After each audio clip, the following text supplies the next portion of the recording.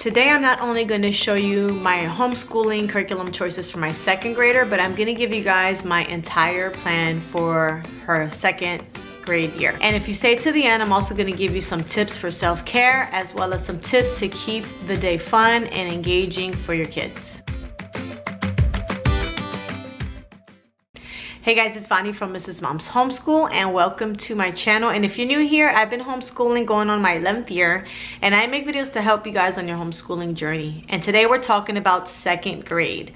So in the 11 years that I've been homeschooling, I found lots of goodies, and today I want to share with you all of the things that have been working for our family. What I'm going to do is I'm going to give you a course by course breakdown. I'm going to tell you why these subjects are important, because I think that it's important for us to know why we want our kids to learn certain subjects in order to find the best curriculum to fit and suit their needs.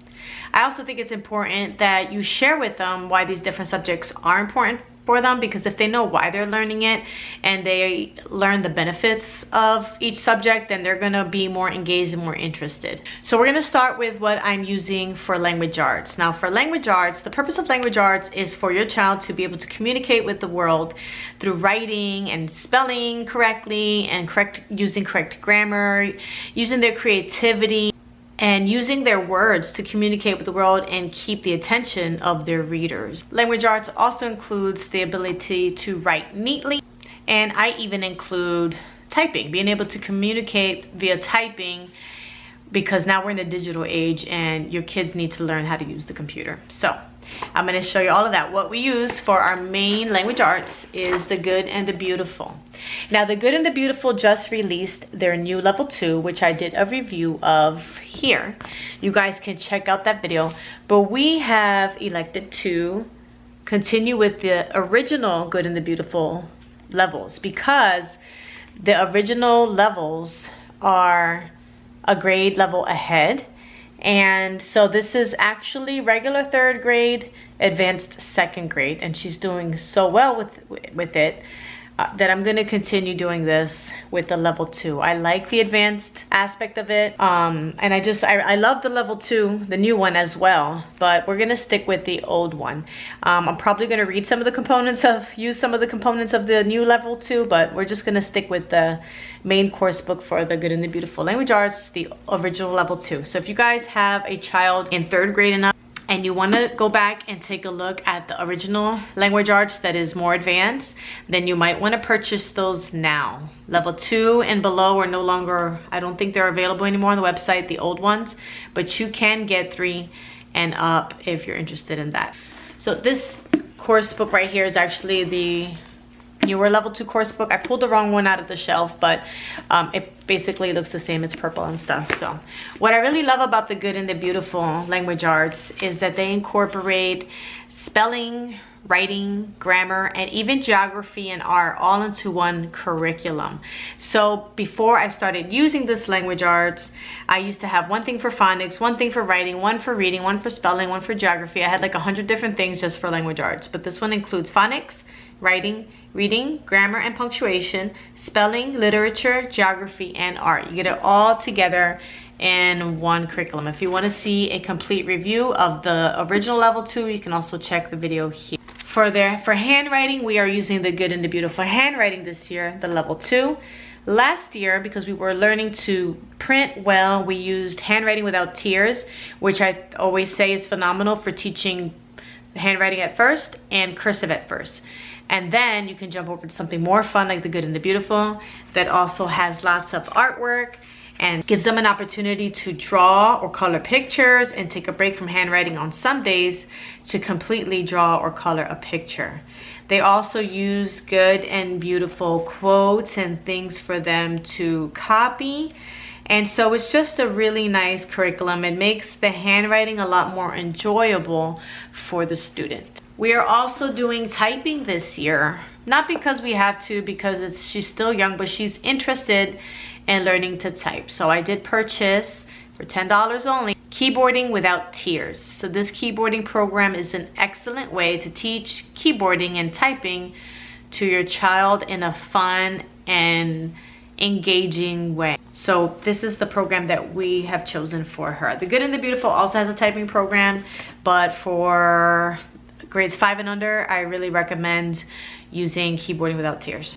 Now, The Good and the Beautiful does have spelling, but I like to take it a step further and make spelling a lot of fun and make it stick in her head, the words that she's learning. So we do take the list from The Good and the Beautiful and we do all their spelling, but I also every morning I do like a 5-minute drill with spelling. So if you want to see some of the hands-on activities that we use for spelling, check out this video here.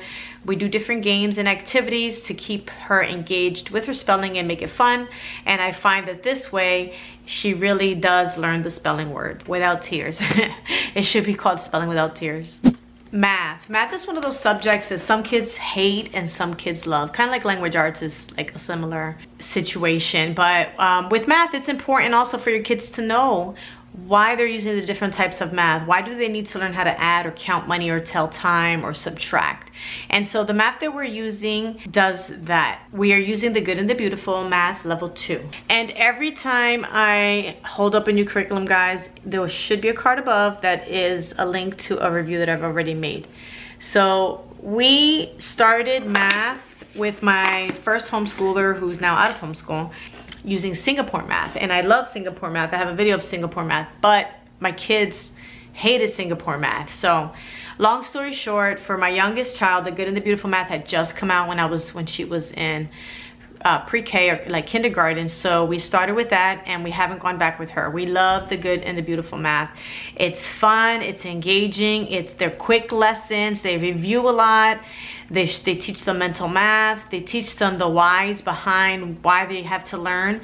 And the way they do that is through stories and lots of word problems. But they just don't seem like word problems, but they're little stories. And stories are basically what word problems are. So I really like that. She really loves the math. We never have a problem doing the math ever. So that is a big plus for us. Bible. Now, why do we learn Bible? We learn Bible obviously because we're Christian, but teaching your child Bible, when I say Bible, I mean like we're reading the Bible, but we're also doing devotionals and we're also doing character studies. And I'm going to show you what we do for all of those things. We're learning about our Creator.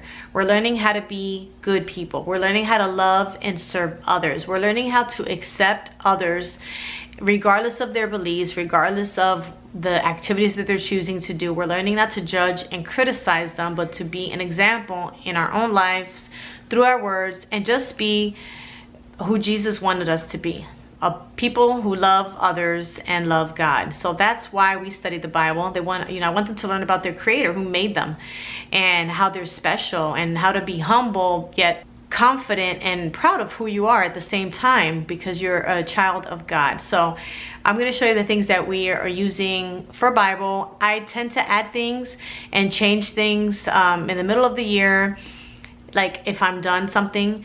And so this is what we're starting out with.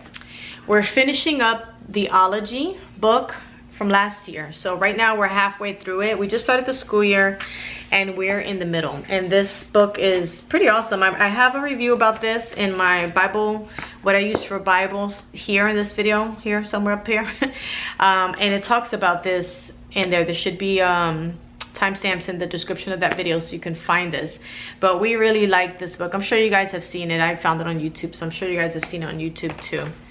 And then we also read a chapter from this Day by Day Kids Bible. So it is written in the Message. I believe it's in the Message format. And it just gives kids the Bible straight up. Like I can give you an example. Okay, for example, in Ephesians 5, talking about children of the light. It says, be like God. After all, you are his children. He loves you very much. So live a life full of love like Jesus did. Jesus loved us. He gave his life for us. It was a gift to God. Find out what makes God happy and don't have anything to do with the dark, bad life. It doesn't do anyone any good. Instead, show these things for what they are. People do these things in secret. It's not even good to talk about what they do. So I like that because it's just like somebody talking to them. It's like rewording the Bible so that they can understand it really easily. And I go into the New Testament mostly because last year we did a lot of the stories of the Old Testament and we just talk about the practical ways of being like a good Christian person, and we read it and then we talk about it. For character study, I am using Laying Down the Rails. Now, here's Laying Down the Rails. When I was at the homeschool convention 2 years ago, so I've had this book for a long time and it's awesome. Laying Down the Rails is by Charlotte Mason, if you're not familiar with it. And it has a whole bunch of different character traits.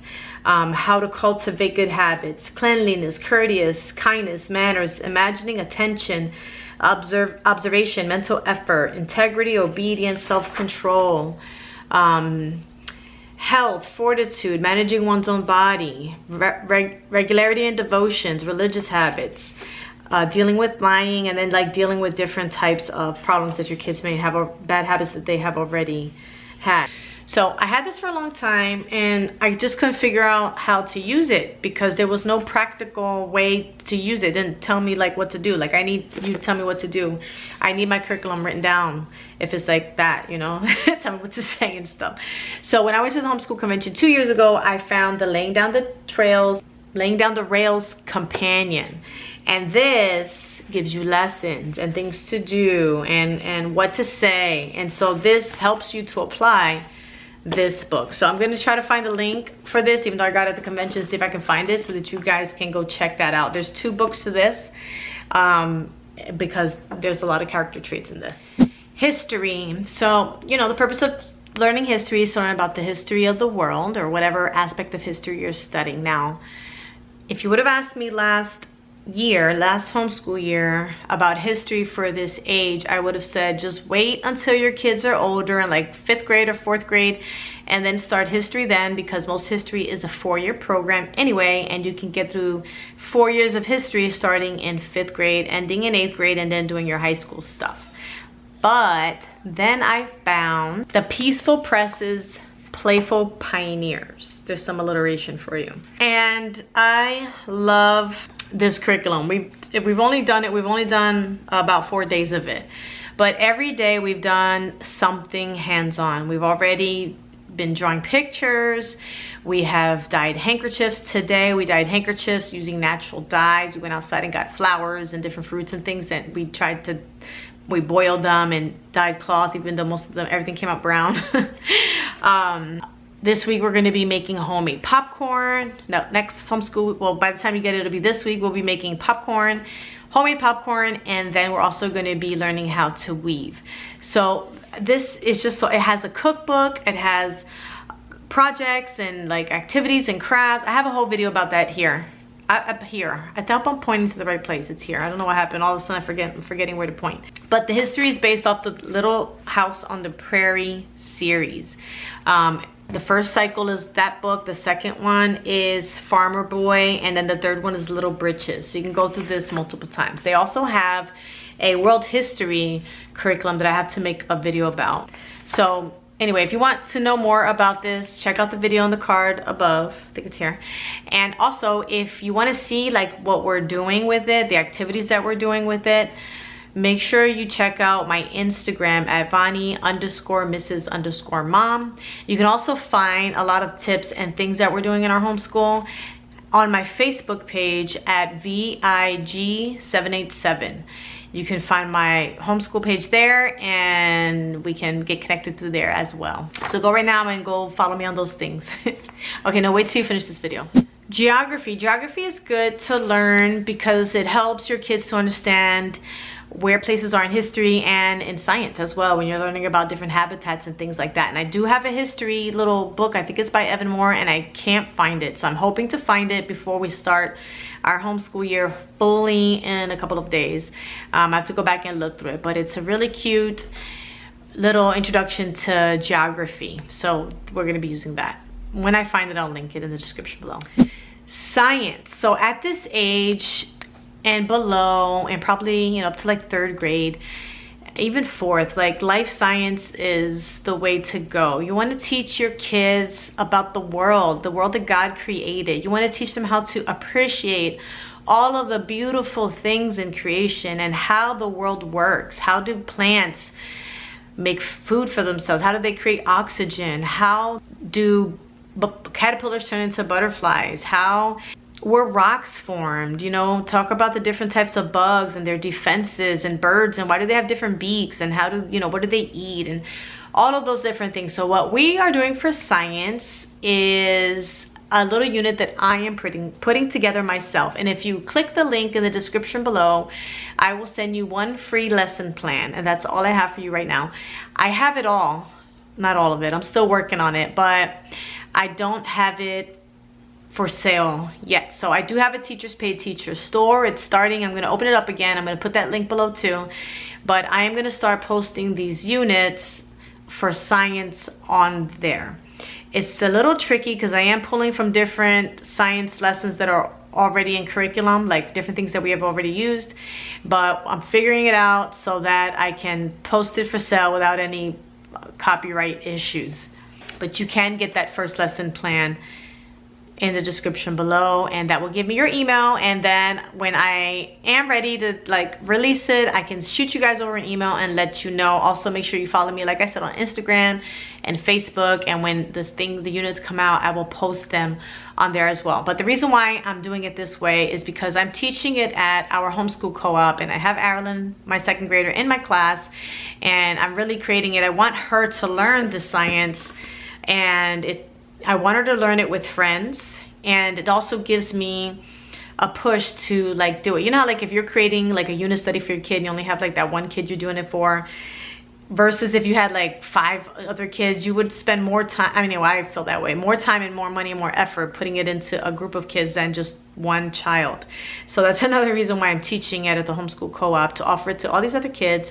My daughter can learn it with her friends, you know, with kids, and I'll be able to purchase all the things that she needs for all these hands-on experiments. So it's going to be a lot of fun. We're going to be learning about topics such as what is science and an introduction to the scientific method.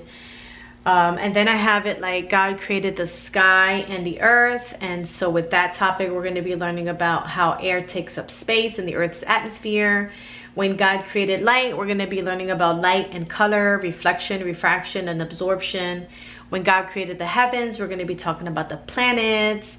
We're going to be talking about all the different things based on the order in Genesis of what God has created. So you know, when he created land, we're going to talk about rock formation and types of rocks. And then another day, we're going to talk about volcanoes. And when he made plants, we're going to talk about the parts of plants and different things like that. We're going to go into detail on all the creation. So it's like life science. So that's going to be really exciting, really cool. I can't wait to share that with you guys and teach it at our homeschool co-op. And so yeah, that's that. In between all these subjects, we are going to be doing lots of journaling and writing.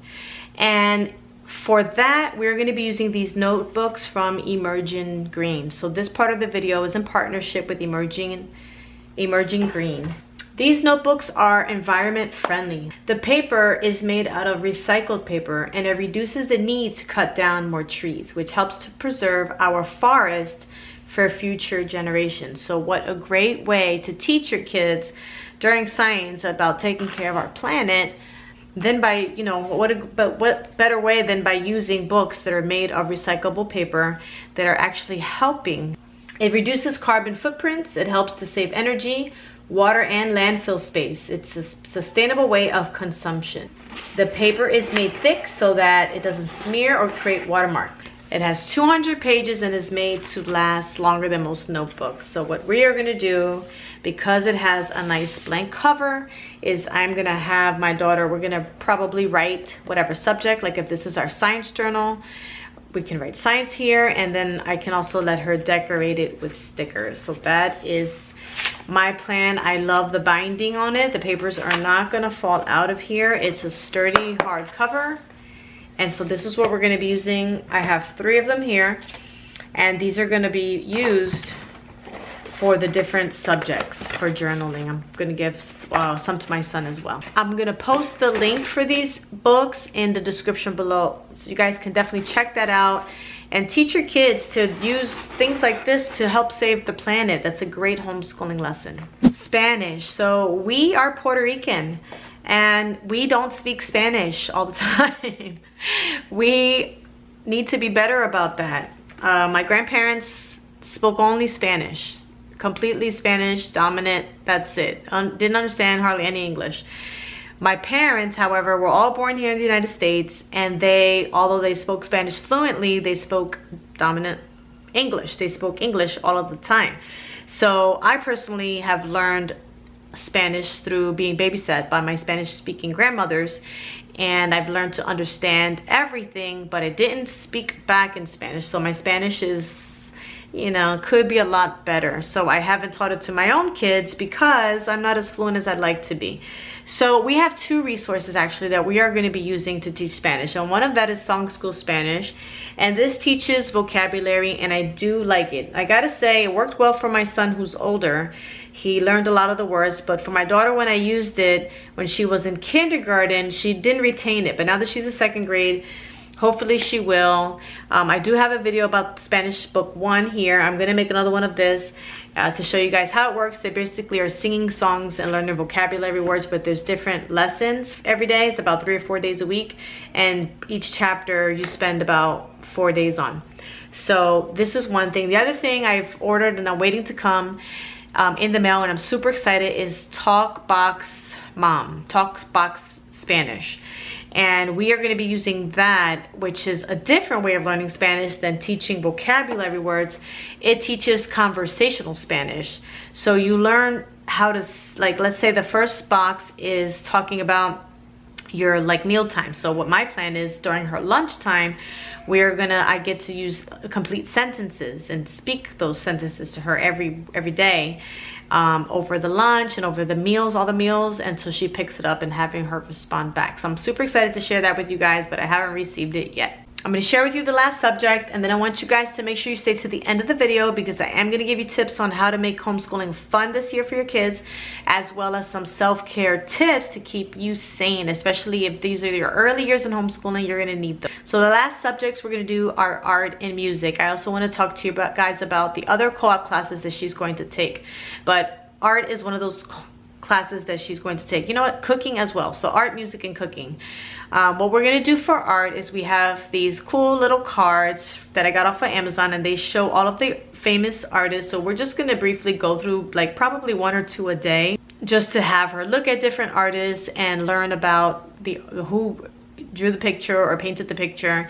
And then when we're done the art cards, we're going to do similar activities with the composers, which I haven't gotten that yet. There's a book that I do want to get, and I'm going to have I say them because my son as well, listen to music by these different composers. Creating art or music or even cooking is a great way to gain creativity and to be exposed to different styles to express yourself creatively. In art classes and music classes and even cooking, they teach perseverance, confidence, focus, nonverbal communication, receiving constructive feedback, and public skills, because we have an art show at the end of the co-op year, because she's taking art, like I said, at co-op. There's an art show where she has to speak to judges, and she has to show off her art and things like that. So that's one of the things we're doing. The other things we're doing at co-op, besides science and art, is cooking. And then she has the second science class, which is science experiments. Okay, some tips to make your child's homeschool year fun is, number 1, take some breaks in between lessons. Try to keep your kids' lessons when they're young to 20 minutes per subject, and then have something active for them to do in between, whether it's doing some exercises, jumping jacks, sit-ups, push-ups, running around the room, or if you want to take a short walk around the neighborhood or a short walk in the backyard, just to break up the subjects. Nothing long, just for like 5 minutes in between subjects to get their bodies moving after having to be seated for 20 minutes at a time. Tip number 2 is add games. Add games into your homeschool. There's different board games and card games and even Mad Libs that they can do. You can do even once a week to throw in some fun in there for your tip 2. You can take homeschool outside, doing nature studies, or just doing your lessons outside, taking turns and maybe doing spelling on the swing or on the monkey bars or something like that. And tip number 4, I think, is what we're gonna do is we're gonna have different themes during the week. So Mondays are going to be an art day where we're gonna do some sort of art. Tuesdays we have our homeschool co-op. Wednesdays we're gonna do a little bit of poetry, tea time. Thursdays we're gonna have either picnic in the fall and winter months, because we're in Florida and we don't really have fall or winter, but we do have less bugs, so I can get outside. Or we're gonna do games for that period and that time instead, right now in the summer. And then Friday is gonna be our baking day. We're gonna be using this book, Bake Up, Kids Cookbook. It's from beginner to pro and 60 recipes. So we're gonna start recipe by recipe, learning how to get different techniques down pat before we move on to the next one. My daughter loves to bake. And for your self-care tips, ladies, make sure that you make time for yourself. I recommend, if it's possible and you don't have littles that wake up really early, wake yourself up before they get up. Have an hour to yourself, even if you just want to lay in bed and just like veg out with your mind awake. If you want to journal, if you want to go through your phone, if you want to watch some videos, if you want to do your Bible devotional or go for a short walk or bike ride or exercise or whatever it is, take an hour to yourself before the kids wake up. Get yourself up instead of just throwing yourself into the day. If you can't do it in the morning, then make sure you set it right after school. Have the kids go into their rooms and play for an hour or two, make it their quiet time, and you have that downtime for yourself before you have to do dinner and all the rest of the things for the day. I do both. I do the morning and I do the after school. Remember that you need to care for yourself first if you want to be a good mother and be able to take care of your children well. Homeschooling is rough. It's stressful. It requires a lot of patience, and you need to be able to take care of yourself so that you can give all of the best of yourself to your kids. Consider keeping a journal for the year, a journal writing down all the things that you guys have done. Because at the end of the year, when you have, especially if you have struggles during the homeschool year, and you're like, man, what the heck did we do this year? You can look back at your journal and you can say, oh, wow, we actually did do a lot. And it takes the guilt off of your shoulders. Last tip is to be excited, because excitement is contagious. Instead of saying, do you want to draw a picture? Say, hey, let's draw a picture together and get all the supplies, and just showing your excitement is really going to bring out the excitement in them. You can get your kids to do anything if you have the right words and the right attitude. If you guys are parents of kids younger or older than 2nd grade, make sure my other playlists, I have a whole playlist dedicated. I have playlists dedicated to each grade from pre-K, I believe, to like 8th grade. So yeah, make sure you check out those playlists, and I will see you in the next video.